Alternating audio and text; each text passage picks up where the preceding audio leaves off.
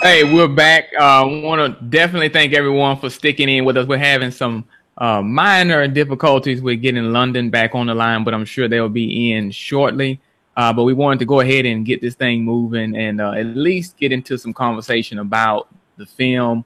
If you are tuned in to Google, you have an opportunity to do a group chat. So any questions that you might have for myself or Rick, please, by all means, you can type those questions in and we'll answer whatever questions that you might have. Also, as we get prepared for London to tune back in, Rick, if you could just kind of just give us an assessment of, you know, when you initially thought about the film concept and where it is now, how does that feel seeing it come to fruition and materializing? I mean, it's great, man. Having an idea, and to see that idea be born, man. I mean, it's amazing.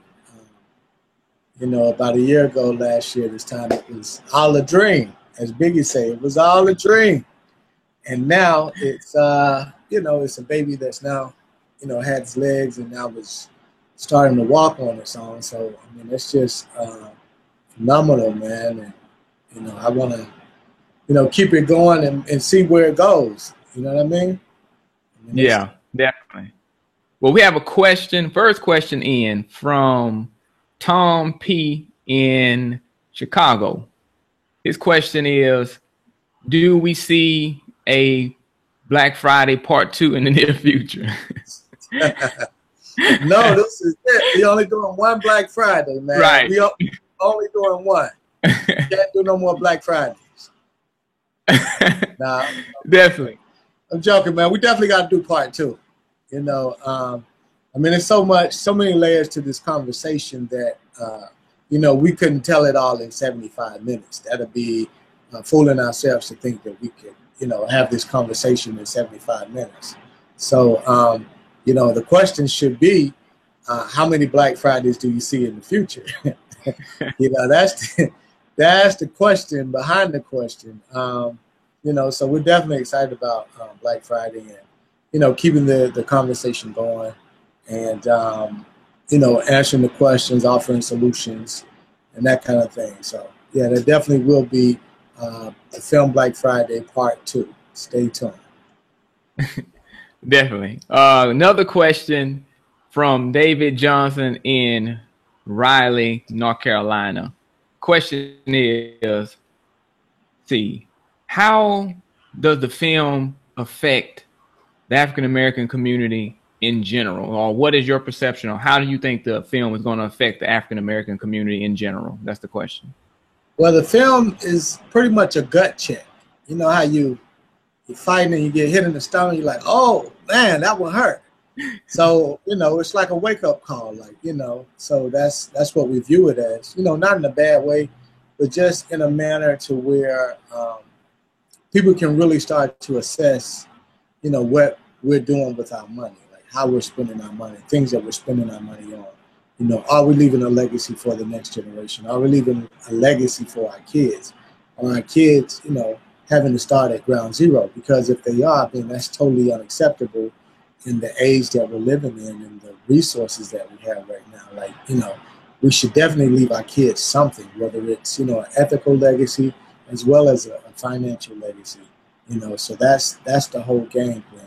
Like that's what should be happening here, man. Leaving them something to step up on and say, my dad or my mom, left me this, or my dad and my mom, left me this to advance me or give me kind of a jump start in this thing we call life. Hey, I agree with you 100%, man. It's a lot of work that went into this film. Like we said, over 1,000 interviews, and it's definitely a labor of love and something that we definitely, know will affect the African American community and just communities in general. When it comes to finances. So, man, I think that's a great point, Rick. Next question, Ronald Adkins from Austin, Texas. Let's see, what was your most favorite interview that you did in the film? Who was the person that was your most favorite interview? I mean, man, if you seen the film, like we interviewed a lot of people, so that's kind of like, you know, me having 10 kids and say, okay, now who's your favorite kid out of all 10 of these kids? I mean, you know, each person had their own uniqueness. I mean, I enjoy it from start to finish. I often say that producing the film Black Friday was like getting a doctorate in economics, because, I mean, the information that we heard, I mean, the information that some of the clips that didn't make the film, you know, is like, it was a hard decision on choosing, you know, what was going to be in the film and what would not be included in the film. But just going through those hours and hours and hours upon hours of footage, you know, was like getting a doctorate in economics. So to answer your question, I mean, each person that we interviewed had special moments and, you know, had special parts. So, I mean, I see them all as my, and I wouldn't say kids, but, you know, I just see them all as a part of me, and I like, you know, special moments and special parts of them. I mean, Brad may have a special interview. I don't know. Yeah, I think I have too many to really recall, you know. So like you said, a lot of stuff that didn't make the film, you know, was some great moments. And again, like you said, it was really getting a master's degree, a PhD, and, you know, whatever comes after that, you know, with finance. I mean, I think it was just phenomenal information, whether it was someone like Mike V. Roberts, you know, a billionaire, to, you know, a brother in the street, you know, who's, you know, barely getting by. I mean, you know, they all had relevant input into, you know, where we are as individuals and where we are as a community. And I think all of those together, you know, I would say, you know, made up what would say, I guess the easiest way is I like all of them, because together they made the film what it is. And hopefully we'll release some of the clips that didn't make the film, so people can kind of get a gist of exactly, you know, how broad these conversations were when we went out and had those interviews. Some of them planned interviews, some of them impromptu interviews, and some of them, you know, let's slide through the side door and get an interview before they leave. So there's a lot of different types of interviews that got accomplished. So that would be my take on it, Rick. Yeah, definitely. Yeah. So Sarah Smith, and we'll take a couple more questions as we wait on London to tune in. Sarah Smith from Detroit. Hi. So how did integration, I know we touched on this in the film, and obviously she's seen the film. In your opinion, how did integration affect the African-American community? And she's saying she did see the film, so she's asking you that question. She didn't see the film? No, she did. She did see the film. See the film. Okay. I mean, man, it devastated the Black community. I mean, come on, man. Like, you know, in the early 1900s, like, we had our own businesses. Like, we had our own stuff. Like, we were a community. You know, as Ona said in the film, like, you know, her mom said she could, this is what her mom said, you know, she could walk down in the street and she could say, you know, that's where the doctor lived. That's where the so-and-so who owns the funeral home lives. That's where the dentist lives. You know, I challenge you, you know, when you walk down the community now or walk through the community now, can you say this is where Dr. So-and-so lives?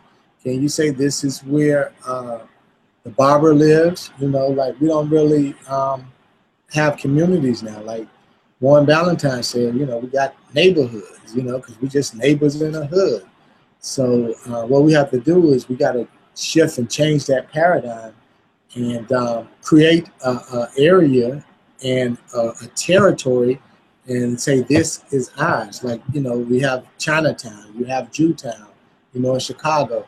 And, you know, we gotta mark our territory and say this is our territory. So when we walk or we visit that area, wherever that may be, we feel good because we understand and we know that, you know, this is ours. People that look like us own and operate these businesses that are here.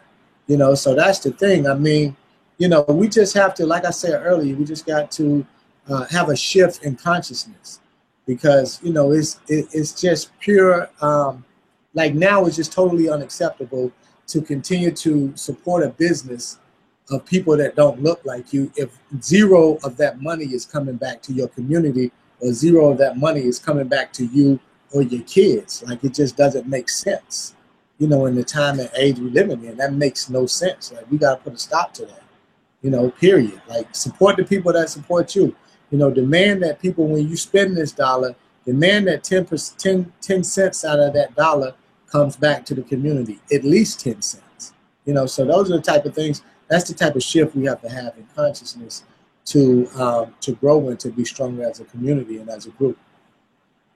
Yeah, and I think that's spot on, Rick. And it comes from some conversations that we've had before, you know, talking about, you know, in certain towns and in communities, you have businesses that support little league teams and businesses that support the Pee Wee football teams and the girls cheerleading teams. So, you know, it's no different than that wherever we are. We still have to hold those businesses accountable, that if we're going to do business with those individuals and businesses, that at some point and to some extent they should be reinvesting in the communities and helping build, you know, profitable communities and communities that are rich in culture and communities that are rich in experiences, especially for the youth. So I think that's definitely a great point. Other piece that I want to talk about, and this is a question that comes from Diane Wallace, and she's from Columbus, Ohio. So hopefully you at the Columbus, Ohio while we were there. Her thoughts is, how was it working with Dr. George Frazier? And I know you're on the phone at this particular point, and Charmaine and them are trying to tune back in. So how was it to work with Dr. George Frazier? And I'll take that question until we get them in on the line. But I think it was phenomenal. You know, Dr. George C. Frazier, if you're not familiar with him, Power Networking, a great conference, and anybody that is in the sound of our voice, you definitely need to be at the Power Networking Conference. And Dr. George C. Frazier is really just a person who has incredible insight when it comes to networking, when it comes to marketing, how to develop relationships, you know, how to build people, how to build, you know, valuable networks that really help you.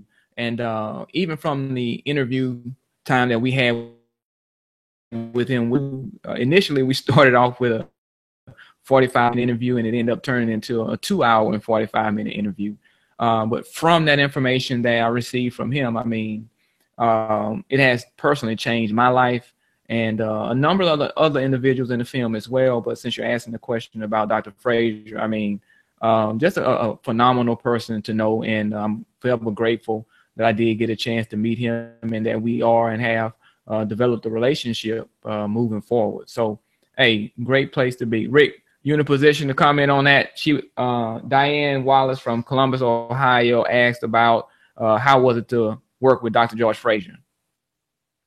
All right. I mean, it was amazing to work with Dr. George Frazier. I mean, when you think about, you know, Dr. George Frazier, I mean, he has the largest network of professional Black people in the country, if not in the world. You know, so to you know, sit and listen to someone of that caliber, I mean, I'm all ears, man. So you know, getting him just to be excited about contributing to the film was like, wow, you know, we really got something, and we you know, we want to capitalize on it. So I don't know if Brad shared the story, but like when we interviewed Dr. Frazier, like we literally got in the car and drove from Atlanta to Cleveland, did the interview, got in the car and drove back to Atlanta. We did all of this in probably in a matter of 24 hours. Yeah. This 24-hour trip. So at that point, you know, we was pretty much just running off of adrenaline and, you know, eager to get back, you know, to the editing suite so that we can put the footage on the timeline and see how it flows with everything else. And I mean, you know, if you've seen the film, I mean, it's, you know, it flows very good. I mean, a lot of people, when they hear Dr. Frazier in the film, they're like, Dr. Frazier, his voice is the voice of God. You know, I am speaking to you now. So when you listen and you think about this, you know, your kids live here, you know, so it's the voice of God, the voice of reason. You know, I know George Frazier probably, you know, get me for picking at him, but, you know, it's all out of love, man. But really, like, I mean, the man has so much wisdom, man, that, you know, it's amazing. It's phenomenal. Definitely. Yeah, I agree. I agree with you 100%. We'll take a couple of more questions. Hopefully, Charmaine then will be able to come in. So hopefully, they'll be able to plug in. We'll get them in to give us some insight and reviews on the premiere in the UK. So we're definitely excited about that. Those who were on earlier got a chance to see the crowd gathered there to see the film. And again, you know, we want to really have a conversation with our brothers and sisters around the world and just see how and see what things we have in common, because I think we have more than we possibly know. And I think to have an opportunity your brothers and sisters in different places and get some feedback from them and really hear their stories as they hear our stories, and not stories that have been filtered through the news or filtered through someone who's asking some loaded questions or very cunning question, you know, steer the conversation in other ways, but really have a candid conversation with use the film as a teaching moment and an opportunity for us to connect and share that information. Rick, I would be interested to hear, man, you know, what are your thoughts about, you know, the common threads that we have and how interesting it is that, you know, a group of people in London would find their experience similar to the experience we're having here in America. I mean, that's, you know, that just shows, man, like, you know, we really are connected, number one, and it shows that we really have a lot of work to do. Because speaking to them and, you know, other people that are over there, that have been over there to London, you know, the same things that are happening in America are happening there.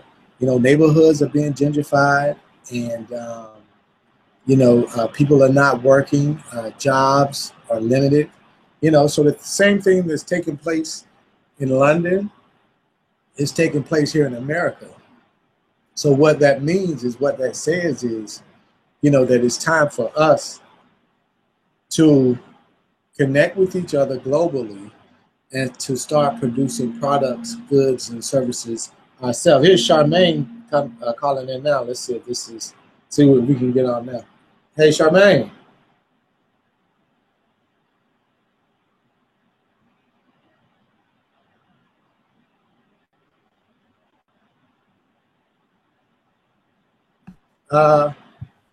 Yeah, we sent her another, tell her we sent her another link to her email.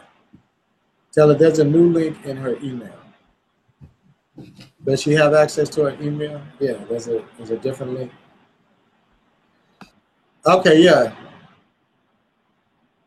Okay, yeah, so tell her there's a new link. Yeah, there's a new link in her email. All right. Bye-bye. So, yeah, so they're waiting, we're waiting. We got to make this connection. So, great. So they're excited about hearing from us. You know, we're excited about hearing from them. So I view this as like, you remember in not Coming to America, Roots, you know, when Celie was reuniting with her sisters and brothers, and they went to Africa, and, you know, they came back, man. I view this, you know, similar to that, you know, that story, man. Like, we're getting reconnected, you know, with our brothers and sisters from around the world. And, you know, and the thing that makes it, you know, exciting is we're doing it through technology, man. We're doing it through the internet, you know, Google Hangout. Like, you know, we're actually using the tools, the new technology to reconnect. And, you know, once we reconnect and we understand and start sharing these stories, man, that's going to really take us to a whole different stratosphere, man. Because with us as African Americans, we don't have that connection back to, you know, to our roots. You know, it's like, you know, when and I hate to, you know, keep dwelling on the enslavement part, but, you know, that's part of the story, and that's kind of where being in America, where, you know, the African American story starts. So sad. Because, you know, we have, our history is much greater and much broader than that. You know what I mean? So, but it's kind of like, you know, with that, you know, going back to our roots and really learning our culture and learning who we are. Because if you probe the world and other people that look like us, you know, they can go back generations upon generations and name their grandparents. You know, for us in America, I don't know about you, Brad, but I know, you know, with me, I can only go back probably, you know, 3, 4 at tops, you know, generations back, you know, when I'm talking about my grandparents. And that's just a large, a big disconnect, you know, that we have. And that's part of the problem, I think, part of the problem why you see a lot of the things that are going on, you know, here. You know what I mean? So it's a part of the reason why, you know, we're not connected, and, you know, we don't do the things that you know, that other people do, don't have the culture and don't have, you know, a lot of the traditions. You know what I'm saying? Like they had, and I was saying, I'm saying Roots, but it was actually Color Purple. Movie Color. Yeah. But yeah, so it's actually, you know, that's what it is. It's actually a reunion thing, you know, with our people. So yeah, so I'm actually clicking back in shortly. Yeah, she's. Hold on 1 second. We almost had them in. Hold on. Okay, great. Hold on 1 second. I hear somebody. Charmaine. Yeah, hold on 1 second. Charmaine.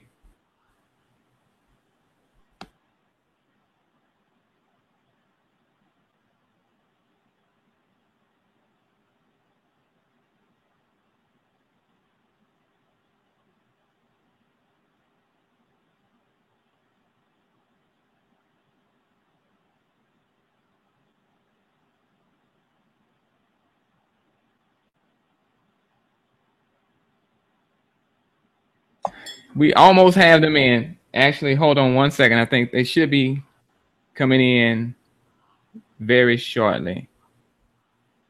Live and direct.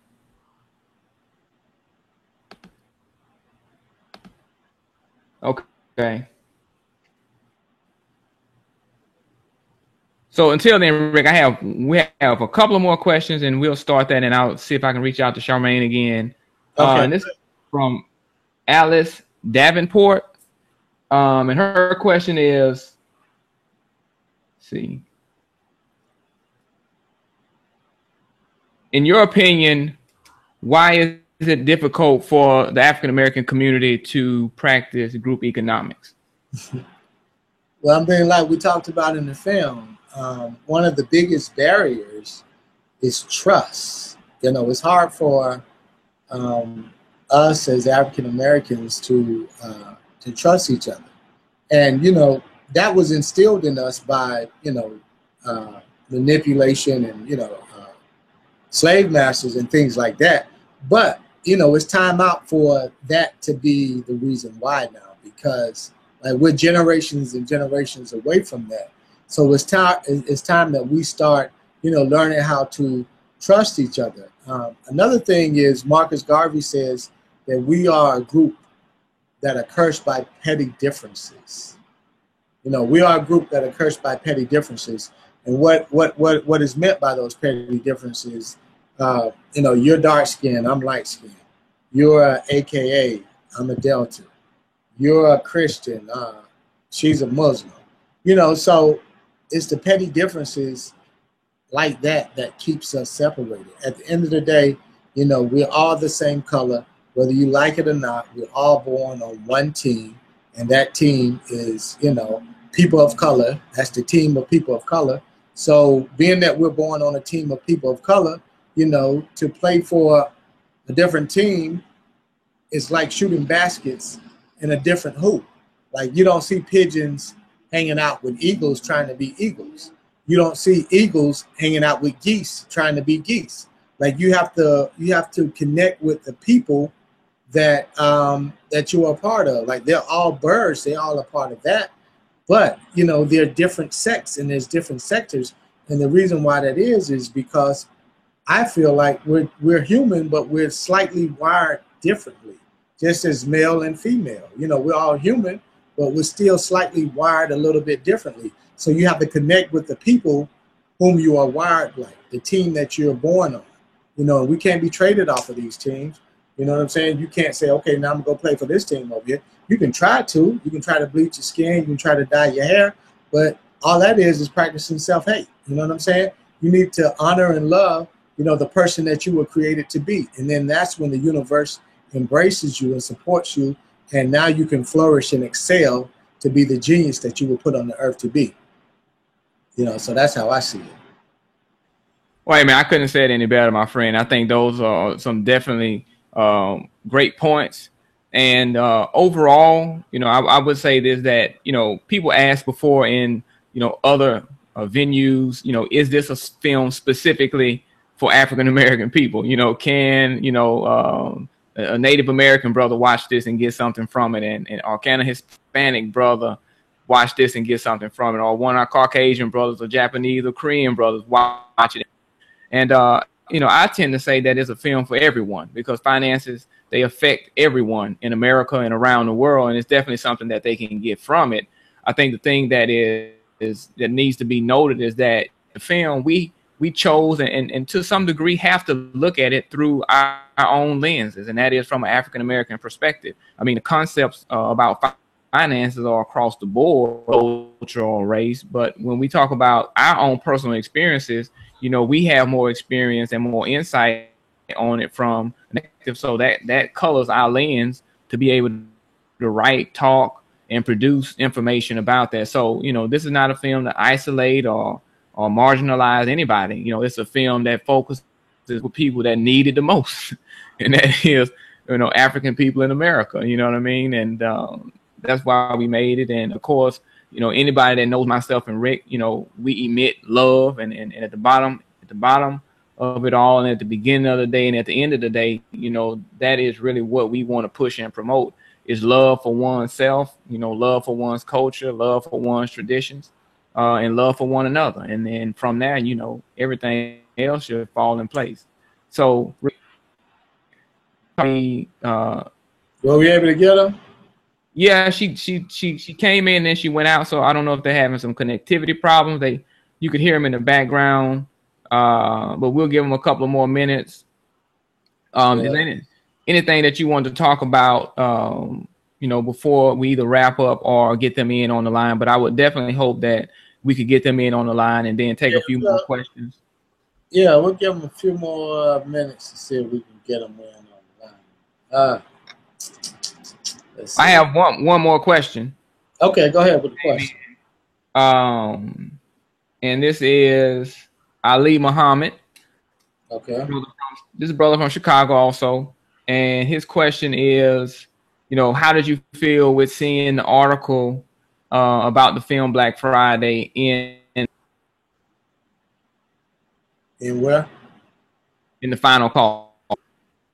Oh man, yeah, that was great, man. That was amazing. You know, Final Call, I mean, is one of the biggest, I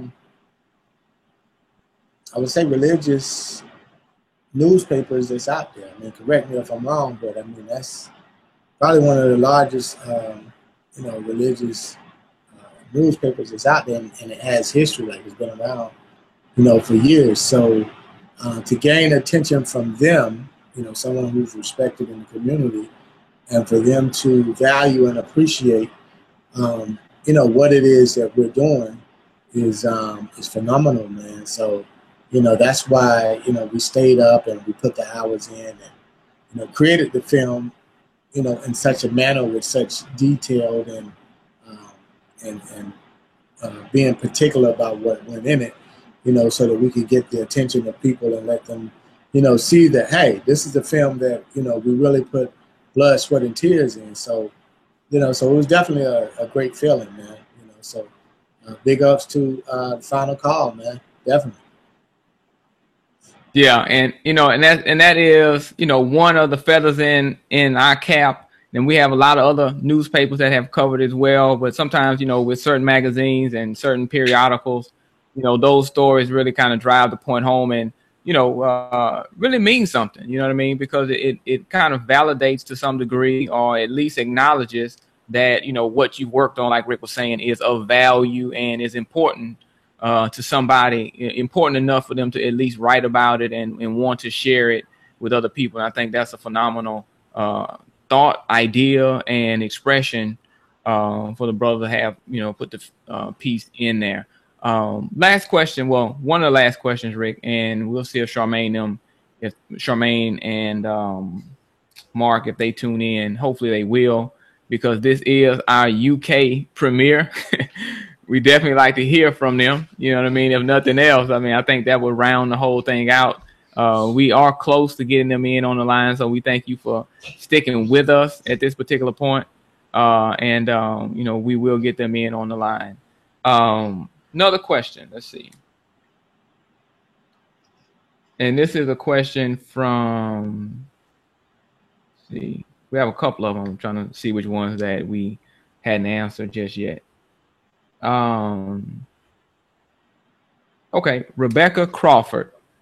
She is from Los Angeles, California. And her question is, how did the role of Black Wall Street, how did the role of Black Wall Street affect the production of the film? Well, I mean, the role of Black Wall Street was kind of it was a show-off moment for us, in film, because it was our time to show that, look, this is a documented time in history where we had it going on as a people. We had things, we owned things, we were being successful, we had enough money to loan other groups money.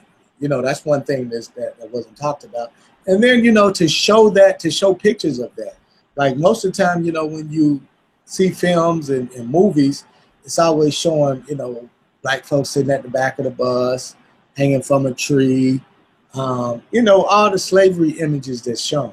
So Black Wall Street was our time to show off, to say, look, back in the 20s, we had our own businesses. We had cars, Model T cars with families, sitting in them. We had, our brothers, our sisters was wearing the fur coats when they were going out, was wearing the nice tailored suits when they went out. So, Black Wall Street was our opportunity to show off in the film and to kind of strut our stuff as Black people. That's how it affected the film, to me. What about you, Brad? Oh, man, I thought that it was an excellent platform, to really have documentation. Like you said, the pictures, the images, the stories. I think those were phenomenal things to show. A lot of people have no idea about Black Wall Street, no idea about, Durham, have no idea about a number of the places that Auburn Avenue in Atlanta, places to where African-American people have formed communities, and own all types of businesses and were able to support themselves by having businesses and, becoming millionaires at those particular times. I mean, you had a number of millionaires in 1908, you know what I mean? So 19 millionaires. Right. You know what I mean? So to just to even kind of think about that, to say, hey, you know what I mean? If we had millionaires in 1908 or the early 1900s, I mean, what happened? You know what I mean? And even just that question of asking what happened at that particular point leads you in a direction to say, okay, if it was done before, then it can be done again. And it replaces, that stigma that we have sometimes, that we only come from an enslaved group of people, So for people to say, okay, from 1900 moving forward, there were people who had this kind of wealth and built these kind of businesses, it kind of almost disintegrates that notion that everybody in America that was African American or African at that particular point was in poverty and destitute and really had no ideal about business. And that's the part that I think that serves us best when we're talking about Black Wall Street and how it fits in the film and how it affected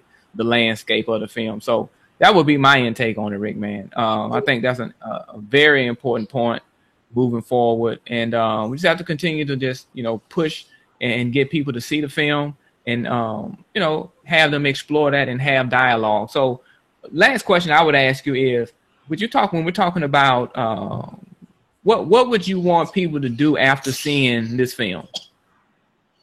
Well, the first thing I would want people to do is to start to have conversation with their family about money. If you have kids, you know, sit down. I know we've gotten away from the dinner table, you know, as a tradition, but I would say, you know, come back to the dinner table, even if we're just eating together on Sundays. Come back to the dinner table and start to have conversations about money. One of the questions that's in the film, or the second question that's asked in the film, is did your parents talk to you about money? Because, you know, that question primarily is no. Like, the thing that our parents generally, or I know my parents have talked about, is go to school, get a job. You know, and then, you know, you get a job, then you go work for somebody else and you trade time for money. Well, you know, that paradigm, that whole economic structure is now gone. Like it's slowly disappearing. You know, so in order to compete in this new society that we're rapidly approaching, is you're going to have products, goods, and services. You know, we're coming into what's called a jobless society, or a jobless economy. And what that means is, you know, you're going to have to create your own stream of revenue. You know, with the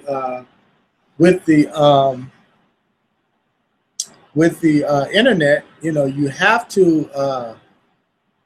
to create a product, good, or service. You're going to have to if you want to win. You know what I'm saying? And the great thing about that is, you know, your products are going to work for you. They're going to work for you 24/7.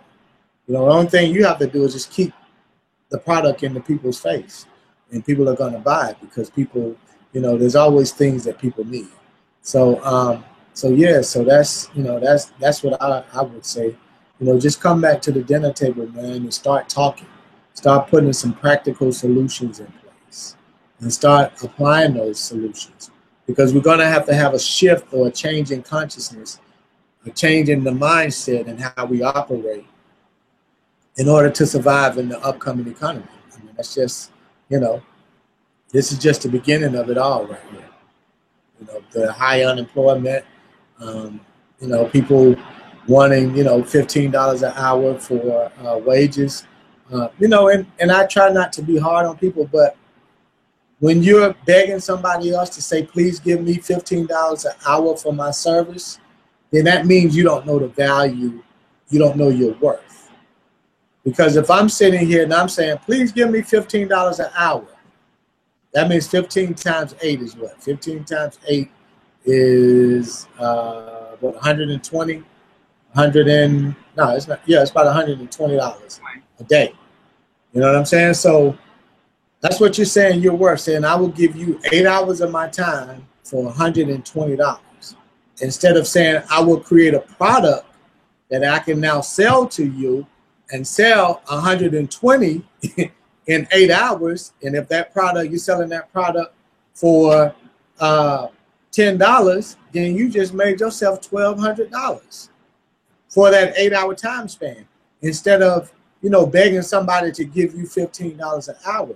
When you do that, you know, you give your power away. Now you're looking for something outside of yourself to provide for you, when you should be looking within yourself to find the genius within you, create a product, create a skill set, or fine tune your skill set, whatever it is you're passionate about doing, and take it to the people. And when you do that, that's when the people will embrace you. That's when the universe will embrace you. And that's when you'll be catapulted towards your genius. Great, man. And I think those excellent thoughts.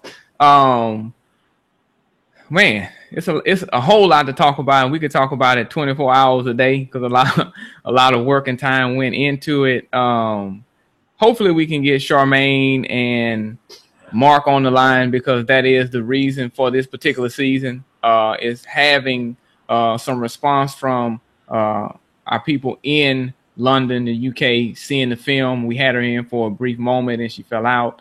So we'll still try to work on that and get that lined up. We sent out a couple of texts. Rick, if you could just send her another text message, hopefully that will work. Okay. Yeah, I sent them the link. Yeah, I sent them. And make sure it's that updated link. So they'll have that one because she tuned in a few minutes ago and it was on another link. Okay, let me see. This was. So yeah, so I just sent them additional email. Okay. Just to get them in. So yeah, it was the right one. Part two. Okay. Yeah, so hopefully we'll get them in shortly. You know what I mean? I think it's a fun, a great way to wrap up this particular call again. I'm super excited about where we are with the film. We've only been out right at 30 days thus far, and I mean, I think the momentum is continuing to grow and will grow. And I will say this for everybody watching this. I mean, it's really up to you. We really need your help, Rick. If you could just kind of talk about how important it is for people to spread the word. Definitely. I mean, it's vital, man. That's the lifeline of the product. You know, people getting excited about this product, people getting excited about the film, and spreading the word. You know, back in the day, you know, that's how we got the word around about different products, about different services, about what was going on, is we talked about it and we shared it. So, like, we got to really become excited, enthused about this, because at the end of the day, you know, our life depends on it and our kids' life depends on it, because we have to get this economics thing right. You know, like I always say, I mean, you know, money is connected to our emotions. If I give you $100, then you're emotionally excited. If you lose $100, you're emotionally angry, you know. So money is directly connected to our emotions and to our livelihood, you know. So we have to understand, you know, how that operates and how to leverage that, you know, because we've been positioned now to the point to where we're independently going after money, when we have to go after money or work, you know, as a group, as opposed to working individually, you know, because you could get more done as a group and you can get farther as a group. You know, think about this. What if the next time, you know, you went in and you needed to buy a pair of shoes? Say you got 10 of your friends together and you went to the shoe store and said, okay, all 10 of us want to buy, you know, a pair of shoes out of here, but we want this much discount on them because we're all buying these shoes at the same time. You know what I'm saying? That's group economics. That's going in together, showing your unity and getting a different price or a better price just because you're unified as a group. And when we really understand the power in that, you know, then that's when, you know, we'll start applying it more and start, you know, doing that more. So, yeah, so that's my take on it. Yeah, I mean, I think that's, you know, a lot of people feel that way. And as we've been going from city to city, a lot of people have really been expressing how important group economics and cooperative economics, you know, is to our community. And it really was, you know, really the staple or kind of a foundation when we're talking about Black Wall Street or Auburn Avenue, that it was cooperative economics, to where all these businesses, you know, gathered or congregated in one local area, and they helped one another out, whether it was giving loans, like you mentioned earlier before, whether it was supporting one another and doing business among each other. I think that was, you know, a perfect way to kind of highlight cooperative economics and group economics. And I think that's something that we have to start participating in a lot more at this particular point. I will say that, you know, we do have a Black Friday challenge that we're starting. We've already started, but really we're going to officially start it at the beginning of the year. And that Black Friday challenge is on every Friday. You make it your business to, when you get paid, go to a African-American owned business and support that business. As you are completing your transaction, take a photo or a short video and post it on Facebook or Instagram and label it with the hashtag the Black Friday Challenge.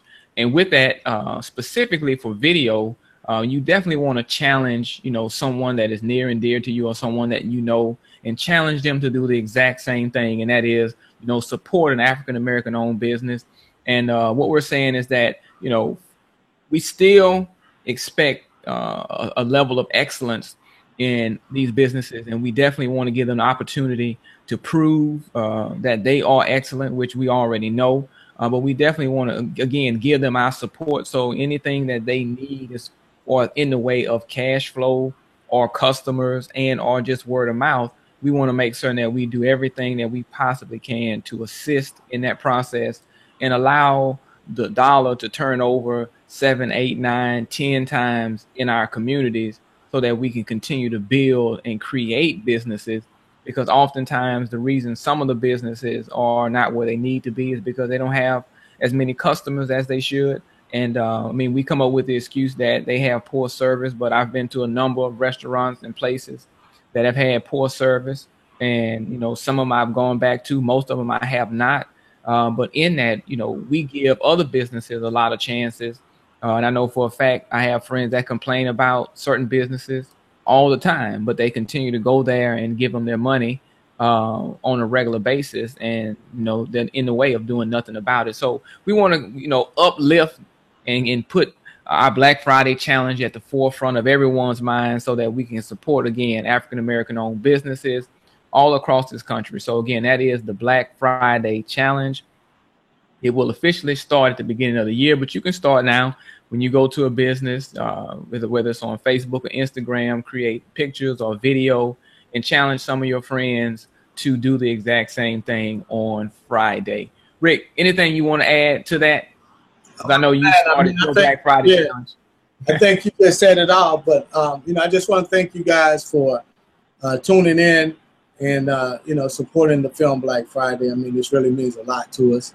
So, you know, continue to support, continue to share the word, the message with people. And what we'll do is we'll see when we can host another Google Hangout, because they've seen the film now. So we'll just host another Google Hangout to where we can converse. You know, I don't know what the breakdown was this particular time, but we'll get that worked out. And, you know, look, within a week or so, what do you think, Brad? Another week or so? I mean, maybe we have to see what we have going on. But, you know, another week or so, we'll host another one of the Google Hangouts, and we'll, you know, have conversation about the film, you know, what their take is, you know, what were some aha moments for them. Because I think that's the most interesting thing, or the most profound thing that's going to come out of this. It's just, you know, the similar stories, you know, you're miles, thousands and thousands of miles away, but they're the same. The narrative is still the same. So definitely thank you guys for tuning in. You know, it's been great. It's been awesome. I definitely enjoyed it, you know, answering the questions and just, you know, communicating with, you know, people that have an interest in the film. So thank you. Yeah, man. And, you know, I think it's something that is an incredible ideal and thought. I'm definitely excited about it. Even though we have not had an opportunity to plug them back in on the call, just the sheer excitement about it, and the piece of time where they were engaged or had an opportunity to plug in to the call. I mean, I heard a lot of excitement. Charmaine was definitely excited about it. And again, just the whole notion, like you said, of using technology to help connect the dots. And that's something that, you know, George Fraser talks about all the time, is really connecting the dots. And that is what, if nothing else, I hope this film encourages our community to do, is connect the dots, start these conversations, even if it's with just your family members who you may not even have an idea that they own a business or they are in business, but at least having these conversations to find out, you know, what businesses they're interested in. Are they interested in being an entrepreneur? How can you support them? How can you support their network? I think we're at that time, we're at that space. It's extremely important that we connect the dots. Like George Fraser was saying, that whether you're at the center of the network or you're just a part of someone else's network, it's imperative that, one, you become an asset in your community. It's imperative that you become an asset to your family. It's important that you become a resource to each and every one that comes across your path. And with that being said, Rick, I want to thank you for joining us again, my friend. It's always great linking up with you again. We got a lot of work. We have a lot of work to do when it comes to this film. Oh yeah. And again, you know, it's with the support of everyone that has tuned in today. It's with the support of everyone who has purchased the DVD. And if you have not purchased the DVD, you can go to thefilmblackfriday.com and purchase the DVD. We would greatly appreciate it. Again, that is thefilmblackfriday.com is where you can purchase the DVD. It'll be a great stocking stuffer. So go there and you can buy 3 or 4 copies for someone in your family, friends, or loved ones, and definitely, you know, have that conversation this holiday season about how you can start building and saving money and moving your family towards a foundation of wealth versus one of poverty and despair when it comes to finances. I think we all have it within our reach. I think we're all capable of doing it. So now it's just time for us to do it. So please get the DVD, show it to your friends and family, and just start the conversation of how we can build wealth and transfer that wealth to the next generation. Rick, I know you had your closing thoughts, but anything else before we get out? Yeah, I know. They sent. I was looking on the internet. They sent another invite. Let me see something real quick. Yeah. I know they sent. That's what I was looking for. Okay, let's see here if we can join on this one real quick. Hello. Let's see here. Hello. Guess it's not joining. I saw what they sent out an invite. Yeah. I guess it's not connecting. Yeah, it's not connecting. Okay, yeah, I mean, you know, we pretty much, you know, just we pretty much, you know, said the thoughts here. Just, you know, excited about. Let's see. Turn the camera back on. Yeah. Camera on. Okay, there we go. Yeah. So once again, you know, I can't thank you enough for, you know, for tuning in and taking interest in the film Black Friday. So, you know, thank you, and please continue to share, spread the word. Okay, and hold on one second. That they just sent me a message. Hold on one second. Okay. Hold on one second. We might have them. Hold on one second.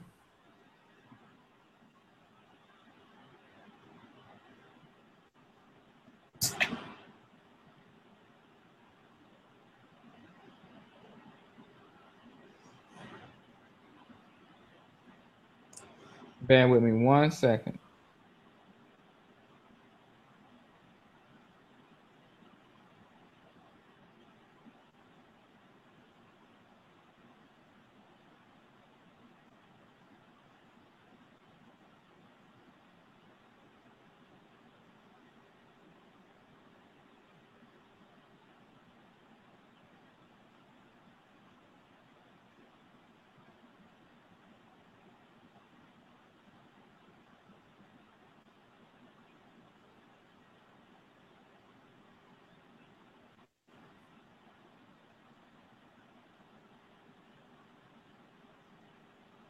Okay. They should be. You get them? Think so.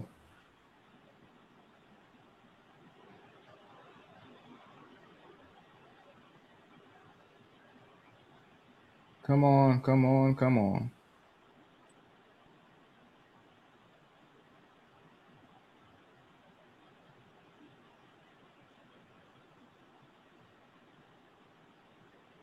Okay. Well, hold on one second.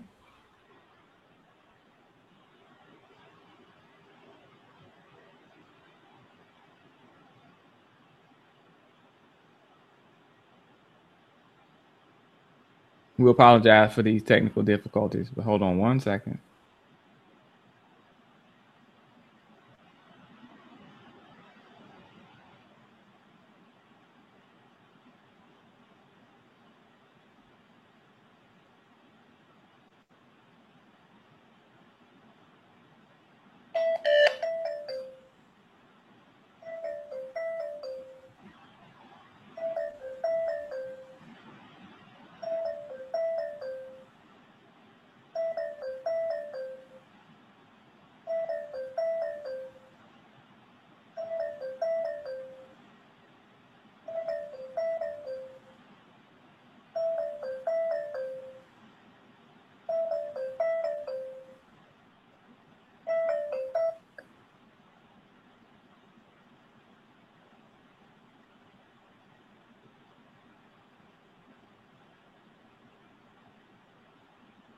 Okay. I wasn't able to get them. We'll never get them. Yeah. Okay. All right. Well, Well, we tried. To be continued. Yeah, to be continued. So thank everyone for joining us, man. We definitely appreciate you all. We're definitely looking forward to making this thing happen.